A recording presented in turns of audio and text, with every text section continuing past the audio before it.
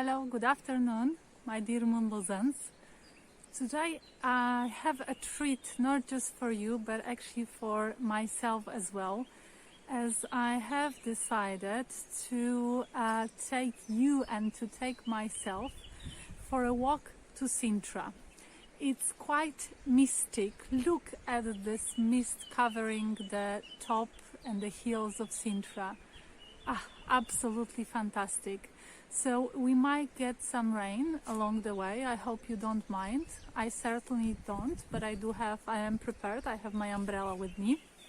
So we are actually at the we are kind of very close to the center because it's just behind those buildings, and we may need to climb some stairs, so that will be in a minute because I just wanted to show you more or less where we are. You can see some of the buildings already over there at the top, and right behind there it's the very center of Villa of Sintra. And here you can have a view as well, one of these little palaces there where I think, yeah, it's precisely there.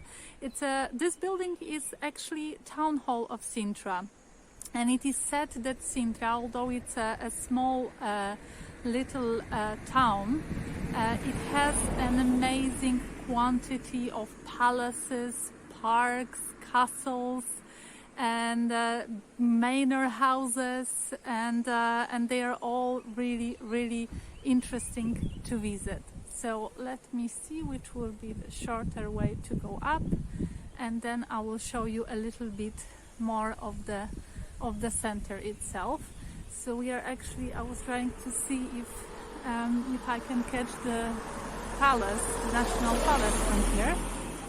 I'm sorry for the sound, but now and then we have some cars passing by, but still I guess we will still have some nice time and a nice possibility of seeing the town, because there are not that many tourists yet, as the borders are still closed. I think we are ending the emergency state this week, so let's see how it goes further. But there over the hill you can see a little bit, since the mist has lifted, you can see the Moorish Castle.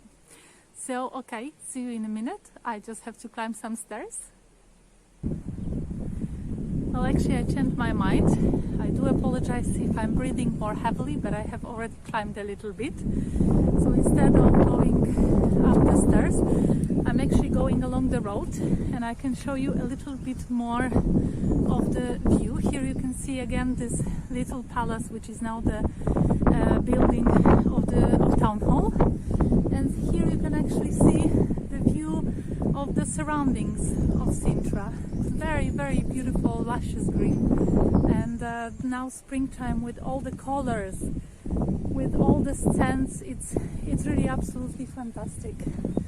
And I was trying to see if we can see a little bit more around of the surroundings.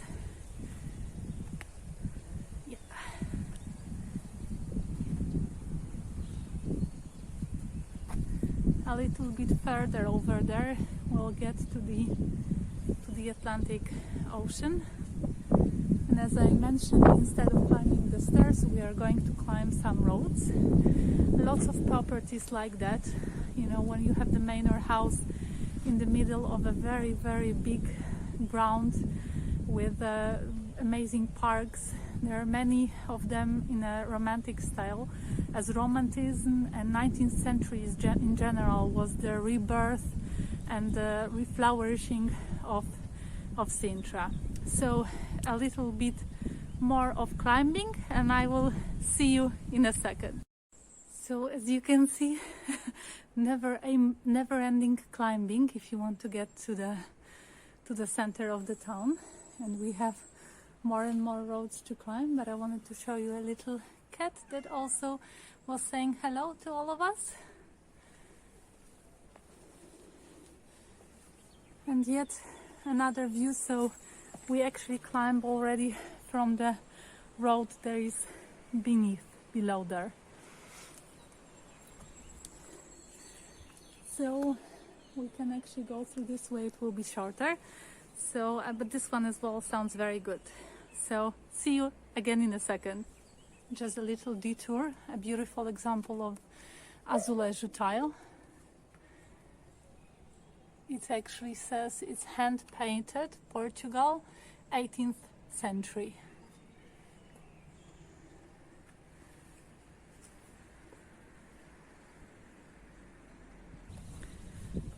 Okay, just catching my breath. And here we are in the very heart of Sintra. We are in the main square. As I pointed you in some of the little videos I did some weeks ago, over there it's a hotel where we host our international seminar on fairy tale and storytelling therapy. And it may not seem very impressive from outside, but once you enter, once you see the view from our conference room, you just don't want to leave. You want to stay there. It's really, really amazing. And here you have all this, normally all these places are little local cafes and restaurants, and they are full of life, full of people, full of tourists having their coffee or their glass of wine outside. But until the borders remain closed and until the tourism is still not open, unfortunately or fortunately, if you want to walk as I'm doing today, the villa itself is quite empty. So this is really the main square. As you can see, the location over the hill, and then at the top you can see the Moorish Castle. So this is the medieval look of Sintra and dating more or less 12th century, the famous Moorish Castle. And behind me we are actually in front of the main entrance to the National Palace of Sintra. This, as many other palaces, it was actually a summer house for the royal family. As you know, the microclimate in Sintra is quite different than any other part of Portugal. So sometimes you get a very hot summer in Lisbon, for example, and you come to Sintra and the difference can be quite big. We once got out from Estoril with 34 degrees, and when we got to the northern part of Sintra, I think we caught 20 degrees. We were actually quite cold. We had to put some clothes on. So no wonder that during hot summers, Portuguese royal families would come to Sintra to seek some fresher and more relaxing time. And this is the main National Palace. We can't see it that well from here, but if you see it from any other point of town or of the mountain, it's this famous palace with the big 3-floor high chimneys. During our virtual walks through Sintra, I usually show you a little bit more of the palace and some glance over the palace actually inside. As you can see, the clouds are not very promising, so it may rain at any time, but I do love Sintra at any time of the year. I love it even more with rain. I think it has this kind of really mysterious and really magical view and atmosphere to it. And as you can see, the location over all the little houses, this traditional, this kind of darker color over the walls, it's the sign of a very high degree of humidity in the air. And the positive is that actually the trees and the greenery around and the parks are absolutely amazing. Okay, so we can go a little bit till the end. So the palace, the way we see it today, the National Palace, it's more or less the state of 15th, 16th century, but as any royal residences, it has suffered changes along with every royal family and with every epoch, with every season coming. So I do find that many palaces inside are very similar, but the story and the surroundings, it's something that definitely it's worth getting to know. So here another look. Actually, that building there, the yellow building, I'm not sure if I'm pointing it right. Now it's a post office. When in summer most tourists go to send the postcards from Sintra, but before it was prison. So sometimes when the prisoners would be locked, some of the windows would go to the street, when at the same time people would be waiting for carriages to go home. So it happened that sometimes people would be grabbed by their hair or by their shoulders by the prisoners who would be locked in the building behind. And here we have another view over the path we actually just did. So we came from down there, we were climbing some of the streets, and this is again a view over the building of the town hall.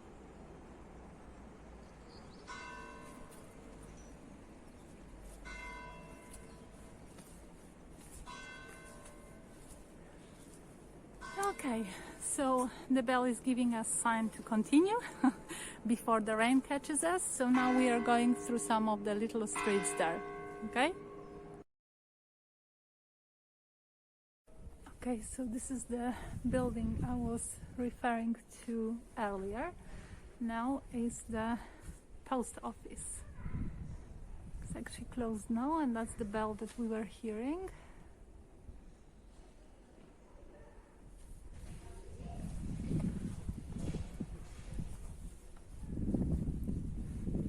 That's the view. Some of the souvenir shops are already open. The cafes are also open, but until I think they're closing at 7 o'clock. So it's, as you can see, it's still quite empty, because normally the streets would be just flooded with tourists. And I'm going to show you yet another view over a villa. We are close to parish church of São Martinho de Sintra, and I'm going to take you to a little square that is by the side of the church, which also has a nice view over villa, and I will show you as well a little bit of the view that we are normally having from our hotel when we meet for our Sintra seminar. It's starting to rain, so I hope you have some umbrellas with you. So here you have another view over how the architecture of Sintra looks, and there overlooking is the Moorish Castle. If we were from some part of the hotel, we would probably see a little bit of Pena Palace, but the angle is a little bit different, so from here we actually can see the Moorish Castle. And here we have the Valley of Sintra. So as you can see, our hotel is over there, and some of the lower windows are actually the windows from our conference room. So what we see is some of the rural part of Valley of Sintra. We do see some of those palaces and castles which are illuminated. The one here, it's a Moorish, let me see if I'm pointing it right, exactly, Moorish styled building. It's in a very degraded shape. There were some investors interesting, so hopefully it will be restored soon. A little bit further is the Palace of Seteiais, which we can actually see from the hotel illuminated. It's also luxurious hotel at the moment, and from the hotel on a very good day with good visibility we also can see the Atlantic Ocean over there. Here you have some gardens, some oranges down there, and some of the delicious plums. They are called nespras, a little yellow plums, very good. And here is the little square in front of the church. we have some of the local souvenirs. As I mentioned, most of the shops are already open with a little bit shorter opening hours, but still you can already visit them. Here is another example of beautiful Portuguese Azulejo tiles. On one part they are decorative. Quite often they have some images regarding saints. This one is actually of Saint Margaret. Sometimes it can be a symbol of the family, sometimes it can be a bit of the history, sometimes it can be merely decorative, but they also, some of the houses are totally covered with azulejo from outside, and the reason is that this actually provides the humidity from entering and destroying the walls. So not just decorative, but also very practical. And we are going a little bit further up, not climbing that much. I will do it, I'll turn to the left, so we'll be slowly going back to the center, to the town center, as this is just a little taste of Sintra, because I know most of you missed Sintra this year, as our seminar was in an online version, in a Zoom version. So this is a little treat, actually, for all of us. So as you can see, many names. This is actually a museum, but many of the names of the streets, of the houses, are written on azulejo tiles. Here a little bit more of some orange trees.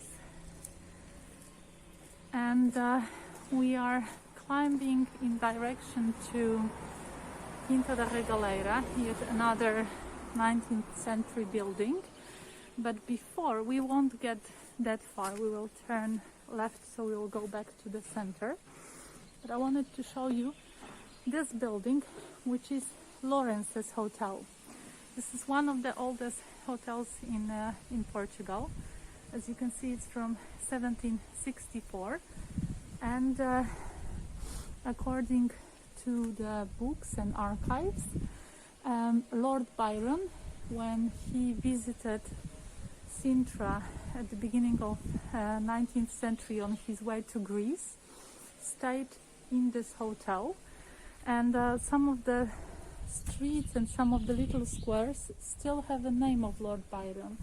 As you can see, this little passage is called Escadinhas Lord Byron, which means little stairs of Lord Byron.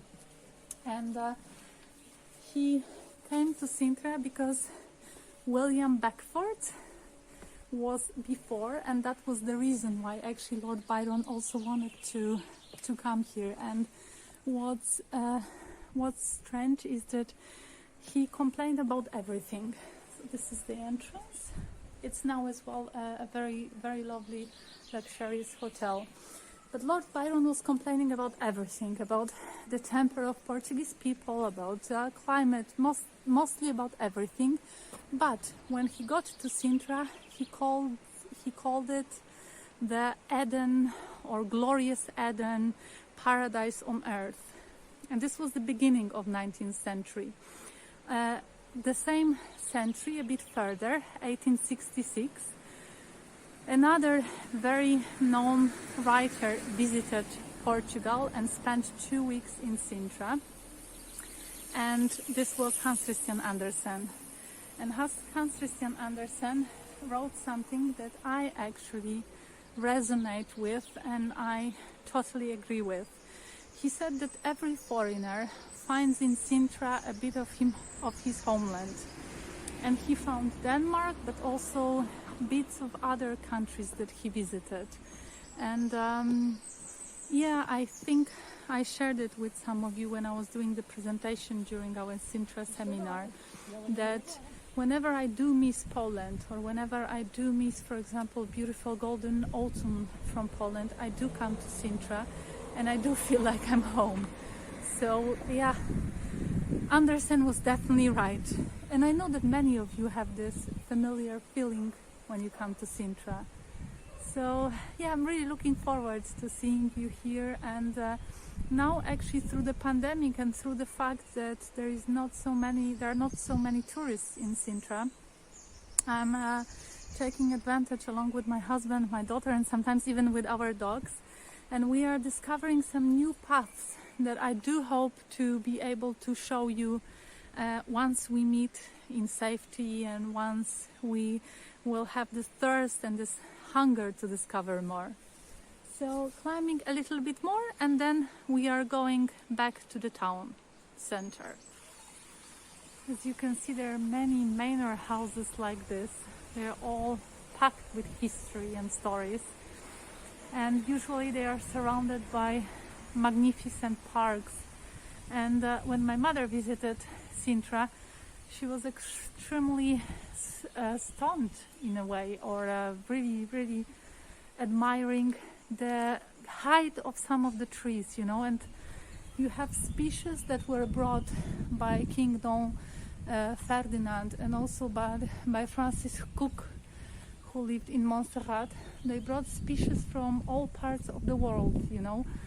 And thanks to their vision and thanks to their passion for nature and for art, we, living in this century, can actually take full advantage of what they planted more than 200 years ago. And this is really fantastic.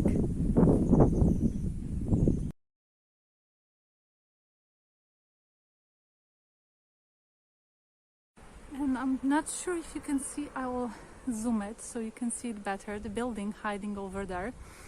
This is on the way to Pena Palace, and you may be familiar with this building if you have seen the film called Ninth Gate with Johnny Depp. This is where some of the scenes of the movie were recorded.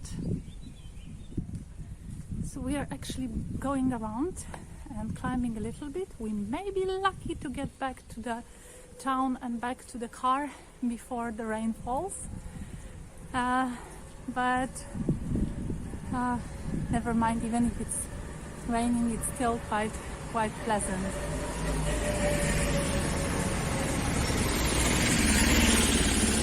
That's the famous tuk-tuks. I don't like them that much, I must say. They are quite noisy and sometimes they put a lot of unnecessary traffic, but well, here is another example of Azulejo tile, where you have written the name of a bar that is just down the road. As you can see, this is the traditional colors that you're finding, blue and white. So as we are getting closer to the town center, another glance of a little fountain with yet another examples of beautiful Azulejo tiles.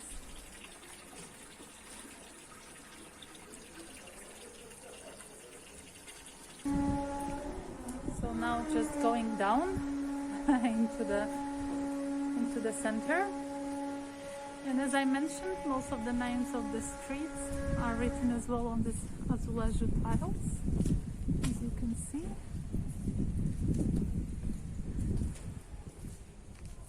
Here you can have the famous ginginha, which is cherry liqueur in a chocolate cup.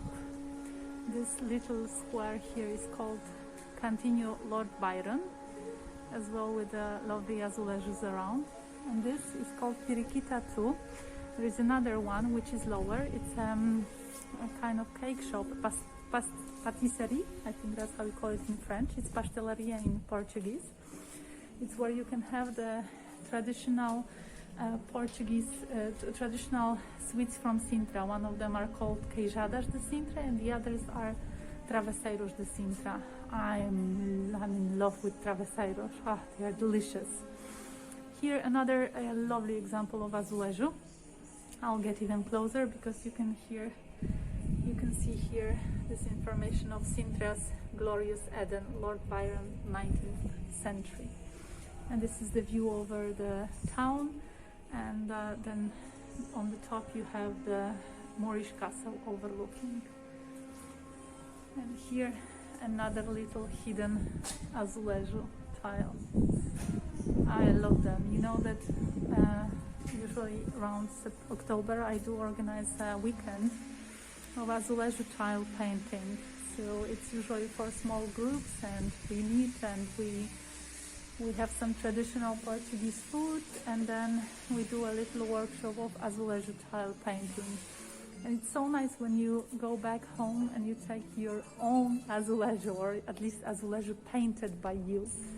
It's really, really nice.